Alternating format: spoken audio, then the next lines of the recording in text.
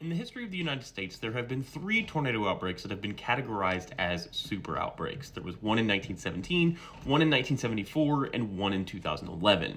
In two out of those three outbreaks, there has been one town that has been hit by multiple F5 and EF5 tornadoes. That particular town is a small town in northern Alabama known as Tanner.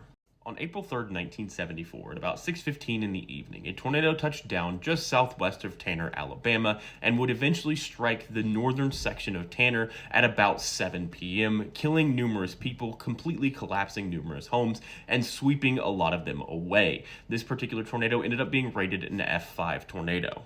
Immediately after the tornado passed, rescue efforts began in the northern portion of Tanner. With many people trapped, they pulled them out and took them to the south portion of Tanner, where buildings were still standing to house them while they could do triage and all of that. Unfortunately, at 7:35 p.m. that very same day, literally half an hour later, a second tornado formed southwest of Tanner and struck the southern portion of the town. This tornado reached F5 strength in actual Tanner, collapsing many of the buildings that some of those who had been rescued from the first tornado were sheltering in for the second tornado, killing some of them.